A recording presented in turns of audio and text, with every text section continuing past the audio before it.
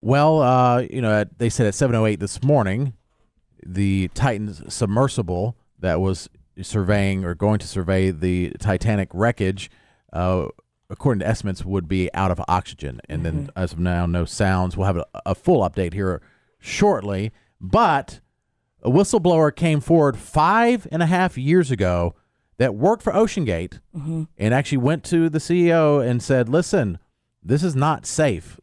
I cannot approve this for any sort of manned voyage under the sea or going to see the Titanic. And they had a meeting about it. And then when he said, I will not approve this design, he was fired. Oh, wow. And then they both have sued each other. And then also the question is, can there be a wrongful death lawsuits if all 5 passengers end up dying? I mean, one is CEO of the company. There were waivers that they signed, I believe. Yeah. And this is not the first time this has gone down under the ocean, right? The third. Yeah, right. So there was 2 successful trips? That's my understanding. And a lot, more than a handful of canceled trips. Oh, and apparently they've also been sued as well for people who've paid to be on, my understanding, been paid to go on OceanGate Submersible. It got canceled and never got their money back. It's my understanding. I heard that. I read that yesterday.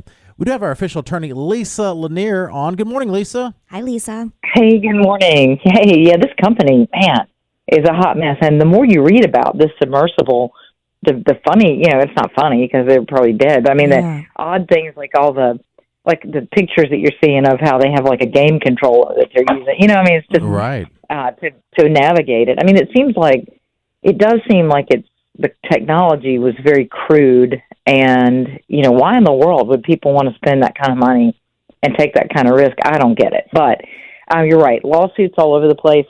The CEO was being sued, who's missing, was being sued for taking hundreds of thousands of dollars from this Florida couple, and he kept putting it off and saying that sometimes it was safety reasons, sometimes it was because one of the escort ships backed out at the last minute.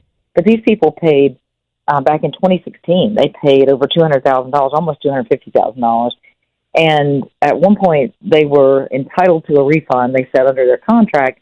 And they say that the CEO came to their home in Florida and begged them not to pursue the refund. And instead, he talked them into signing a whole new contract that instead of having progress payments, it was lump sum up front. So they went ahead and wired him all this money.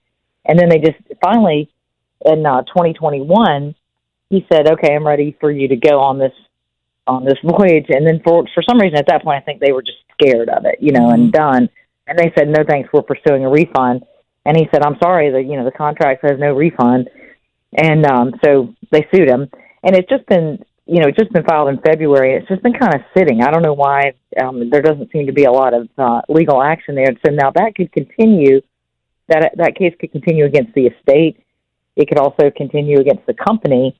But I don't know what will be left to get from either, really, because, like you said, there's probably going to be lawsuits all over the place. Now, waivers were signed for sure. Mm-hmm.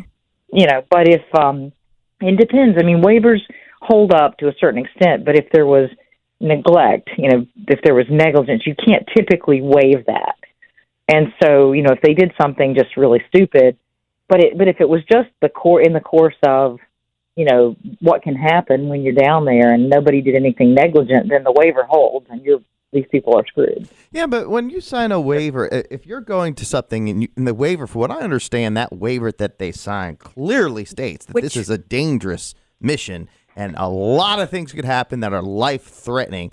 And I think it even says this is not even approved. I don't know all the details. Somebody called it bone-chilling. Yeah. I think it mentioned death 3 times in 8 paragraphs. Curling. Yeah. If you're going to take a risk like this per se, and clearly this is a risk and it has not been approved by the people that are supposed to approve it, but you want to do it anyways because you're a risk taker, that waiver still does not cover you after you sign it? So a waiver covers you for any inherent danger in the event itself. But let's say you sign a waiver to go on a catamaran on a sailing trip on vacation. And because, sailing can be dangerous. There could be a storm. There could be high winds. You could capsize. But let's say what happens is the captain of the catamaran is drunk and, runs the boat aground. you didn't waive negligence. You didn't waive the captain being drunk. You waived normal dangerous stuff that can happen on a boat. And so that's kind of the example, is if they were negligent in some way. But it sounds like, I mean, from all we know so far, they, you know, whatever happened to them is probably part of the inherent risk of going this deep, you know, because of the pressure. The pressure is so unbelievable. The temperatures are unbelievable. They have to, you know, seal the people in a way that they can't escape. There's limited oxygen. I mean, all of those things. If it was just something inherent in, you know, the massive pressure on the vessel, that sort of thing, then the waiver would hold.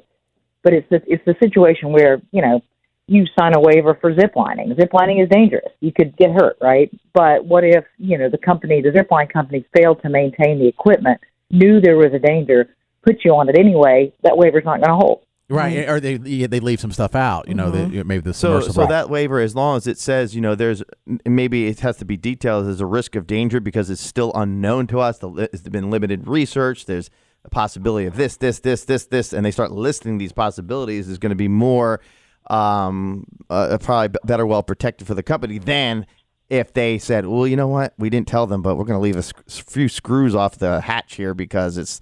We can't find them, and we're not going to tell them. Well, that's a really good point, though, because there was reading a quote today from Stockton Rush, the CEO and the man who designed the Titan, saying that I've cut corners. So, I mean, unless that is right in the contract, isn't that considered negligence? You mean the waiver? I'm sorry, in the waiver, isn't that considered negligence? Yeah, I mean, the admission of cutting corners is certainly doesn't bode well. I mean, if you know, that's the kind of thing. Again, you're not waiving someone making dangerous decisions that are negligent, you know, that sort of thing. So it's going to depend on if, you know, if these, and, you know, I mean, these families may not sue, you know, I mean, they're like, you know, uber rich folks. I mean, you know, the money doesn't bring the person back. Right. I mean, you know, I don't know. You know, they may definitely not pursue it, but who knows? I mean, there definitely seems to be a lot of openings for it. And there were other lawsuits, like you said, you know, swirling around this guy. Before this, it just seems like it was a very ill-fated concept to begin with. It does. The ocean is much more dangerous than people realize in deep-sea exploration. Oh, absolutely. And they're saying one theory we were talking about, I think, off the air, one leading theory is they think that it might just imploded, which is think about that, how terrifying is that. But I can also see, like, all right, you have this guy, he has this company, and he's going to be on it with you. That you make me feel more comforted. Yeah, because you're like, oh, he's so confident he's going to be on there with us. But yeah, the same. And give me this tour, and the actual main part of the vessel had designs by NASA and other engineers, but then they had like the weird Camping World lights and the fake Xbox controller. Camping World, but the things that he cut corners on, in my opinion, those would have to be the reason for the accident. Right. If the accident was not because of the cutting of the corner. Because what's the, is it SpaceX or what, some of these the ships not go into space? Yeah. I mean, they're dangerous. We know they're very dangerous, and they can do what they can do, but we already seen some explode, and it's the same situation, right? They're signing these waivers for this company, and if it explodes, that waiver maybe is covering a lot of that unless they specifically know. But here's what I don't understand. They already have a sub, because I was updated today about the James Cameron sub that went down there and his submersible thing, and he's went down there 33 times like it was no big deal. I mean, it's a big deal, but compared to this, so it's like, why are these people that are so rich just not using the one that already went down there 30 times? Why this new one that's only been down there once or twice? I don't know. That's a good question. Well, and Lisa, sorry to interrupt, I think the James Cameron was like a one-man vessel. Like there wasn't room for other. It's not like a tourist type thing. So this is money making. He did it for himself, and then this was, you know, to bring people down there. But it's still. But there's been other ones that have been safer that have gone down even further. Yeah. Not for the Titanic, but to the 30,000 feet, which is the deepest point of the ocean. But Lisa, also there are 10 submersibles in the world that are certified to go 12,000 feet and deeper. And the Titan was the only one that was not certified, and they don't have to be, but they refused to even go through the certification process. Maybe that was also part of the waiver. Yeah, it was like we're not certified, so we're not right. Yeah, it's crazy.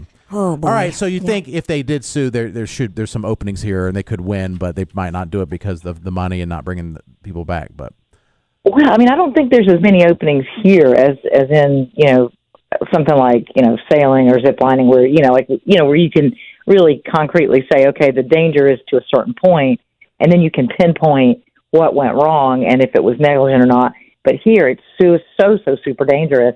And I don't know if we'll ever know what went wrong. So I think it makes it a very difficult case to get around the waiver. Okay, got you. Well, she's awesome. She's the best. Official attorney of Jared and Katie in the Morning. If you're ever injured on your job, contact her right away. Don't wait. At hireaheavyweight.com, top 100 attorney in the entire country, which is phenomenal.